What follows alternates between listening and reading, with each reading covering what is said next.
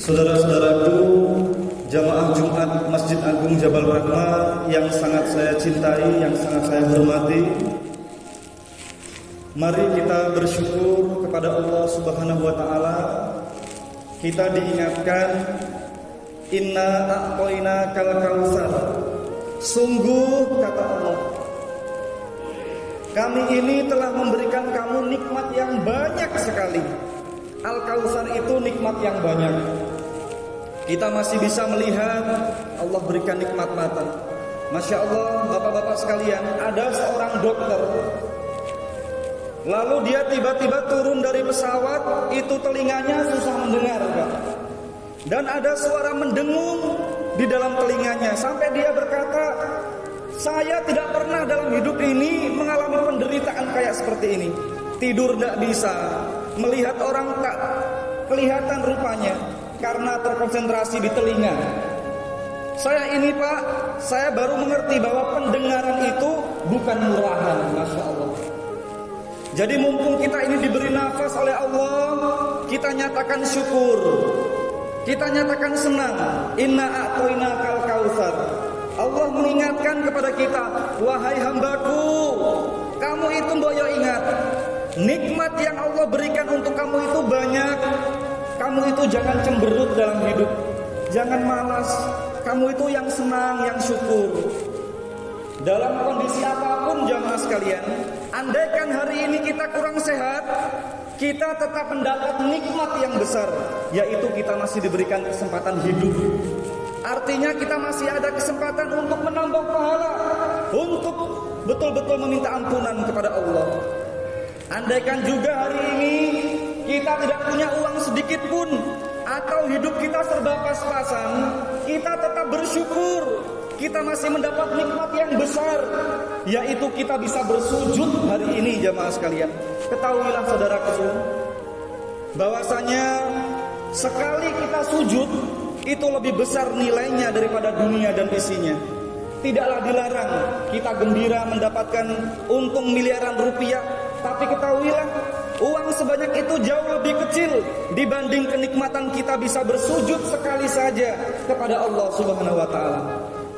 Boleh juga kita bersorak gembira mendapat bonus hadiah rumah mewah lengkap dengan perabotannya, tapi bonus semewah itu jauh lebih kecil dibanding pemberian tambahan umur 5 menit saja oleh Allah Subhanahu wa taala.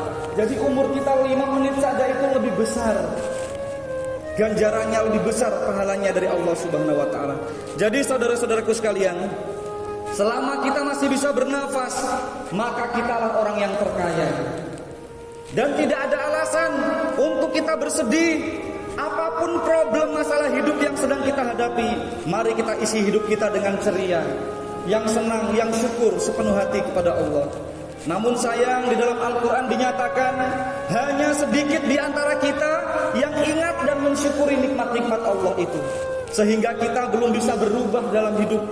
Meskipun Allah telah mengingatkan kita di dalam firman-Nya sebanyak 31 kali di surat Ar-Rahman, fabi ayyi ala'i rabbikuma tukadziban, itu diulang sampai 31 kali. Allah mengulang-ulang, wahai hambaku, mengapa kamu tidak bersyukur mengakui nikmat besar dari Allah? Mengapa kamu hidup selalu mengeluh terus dalam hidup? Lalu bagaimana cara kita untuk menyatakan syukur ini jamaah sekalian? Ada dua cara, yaitu ibadah individual dan ibadah sosial. Antara lain, kita mengerjakan sholat untuk kesolehan pribadi, dan kita beramal soleh untuk kesejahteraan banyak orang. Kita harus menjadi tablet berlapis dua. Artinya, di satu sisi secara pribadi kita adalah orang yang berkualitas, hati kita bersih karena banyak bersujud. Dan pada sisi lainnya, kita seorang muslim yang peduli lingkungan.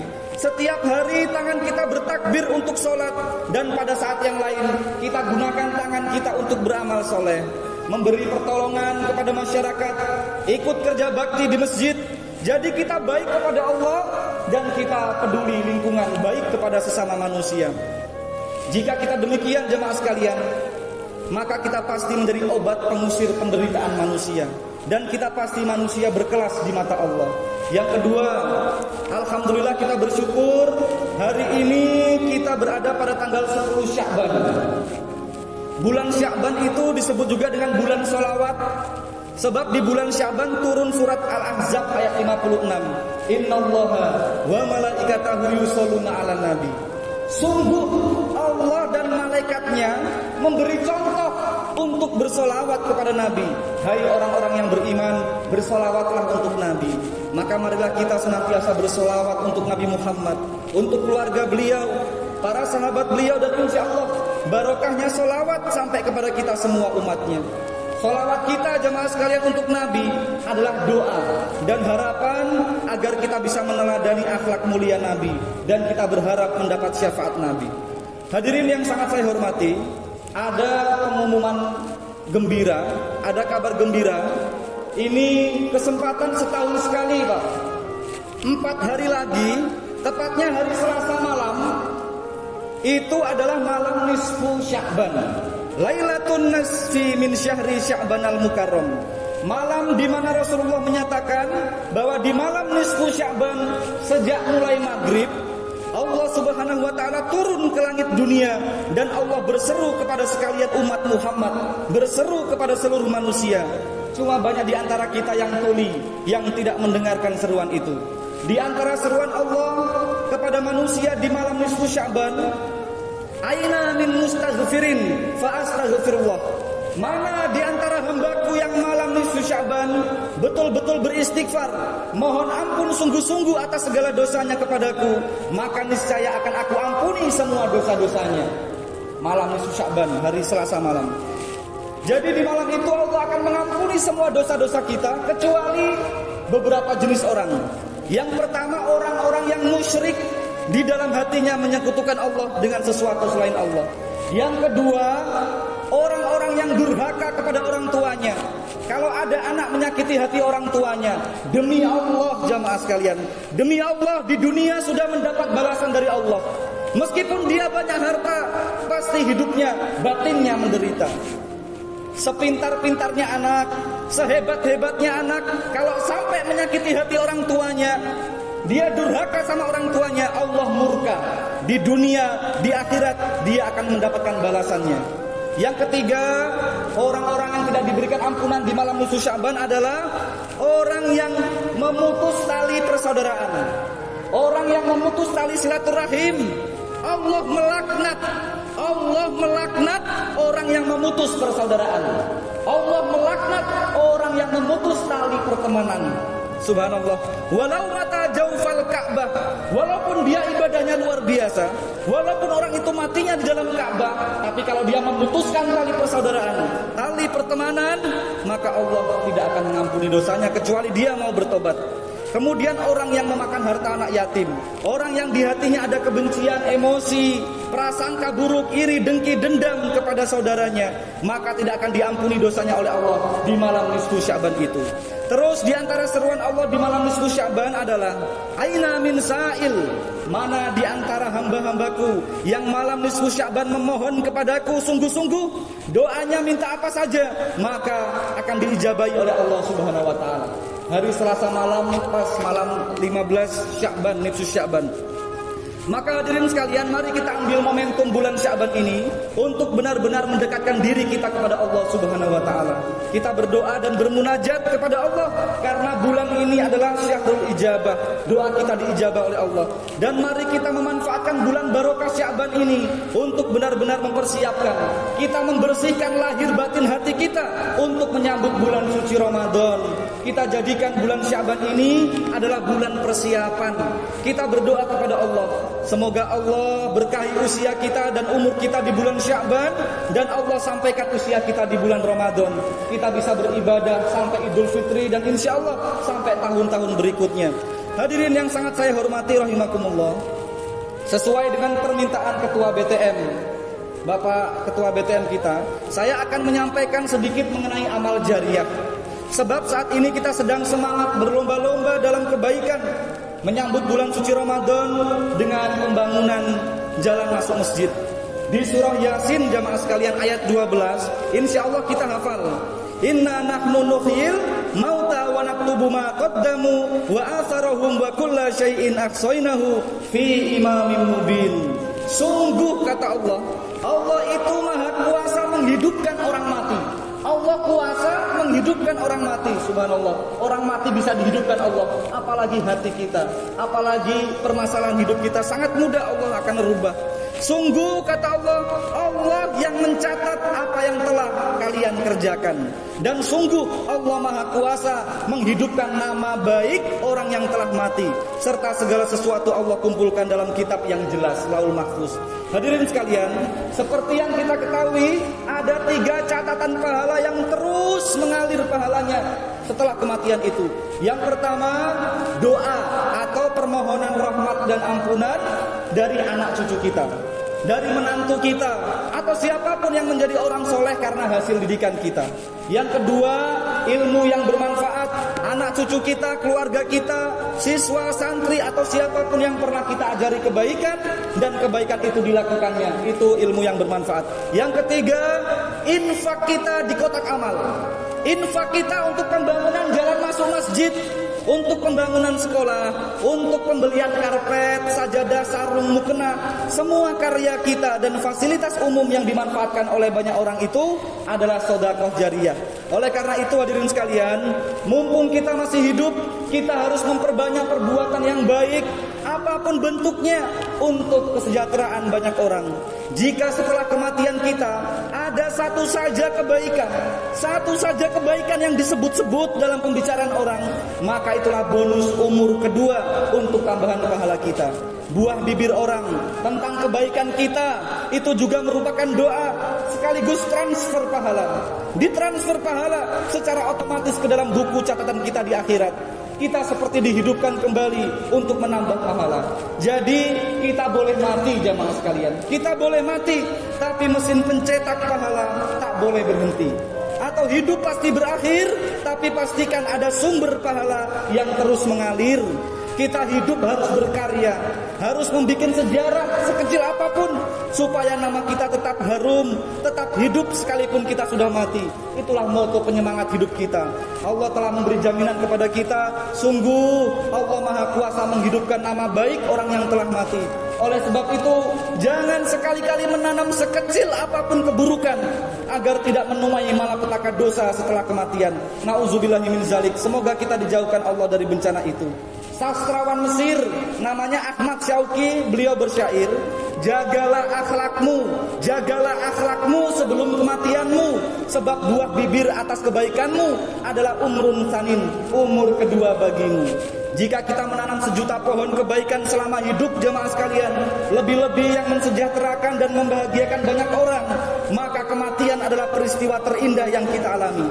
Sebab saat itulah kita dipertemukan dengan Allah yang telah merindukan kita untuk diberikan kehidupan yang lebih indah dari kehidupan di dunia. Senyumnya orang lain karena kebaikan kita di dunia akan dibalas dengan senyuman Allah yang paling indah untuk kita. Senyum Allah semakin merekah dan bonus kenikmatan dari Allah untuk kita diperbanyak setiap kali ada orang yang bersaksi atas kebaikan kita semasa hidup atau merasakan jejak-jejak kebaikan kita. Subhanallah. Saya akan ceritakan sebuah kisah nyata jamaah sekalian. Nanti bapak-bapak bisa buka di YouTube. Ada mayat atau jenazah yang jasadnya utuh selama 14 tahun. Kesaksian ini dari Profesor Muhammad Ali Aziz. Beliau mengatakan, saya melihat langsung dan meraba secara langsung mayatnya Bapak Ngatimin yang wafat tahun 2009. Dengan tulang belulangnya yang masih tersambung secara utuh dan kain kafan yang masih baru, hanya warnanya sedikit kecoklatan. Semasa hidupnya almarhum bapak tadi, dia berdarah-darah mencari sumbangan untuk pembangunan masjid yang saat ini dinikmati masyarakat sekarang. Pada saat itu ekonomi masyarakat tidak stabil, sehingga nyaris semua panitia pembangunan menyerah. Semua penduduk menjadi saksi. Kakek tanpa anak itu jarang tidur, hanya untuk membetulkan keran, membetulkan lampu, semua perlengkapan masjid, atau sendirian membersihkan selokan dan dekorasi kampung, pos kampling dan sebagainya. Tanpa imbalan sedikit pun. Ia benar-benar muslim, nasionalis dan religius. Semuanya demi masjid, semuanya demi sekolah, demi bangsa dan negara. Berkali-kali juga setiap pagi-pagi buta ia mencari anak-anak. Kemudian anak tadi diberikan makanan, diberikan uang kecil. Jadi hari ini ketika memakamkan istrinya almarhumah Sumiatun bersatu dalam satu liang, saya meneteskan air mata mengenang kemuliaan kakek Ngatimin. Sosok muslim yang cinta Allah, rajin ibadah, peduli dengan masjid, cinta Rasulullah, cinta bangsa, cinta keluarga dan bangsa negara.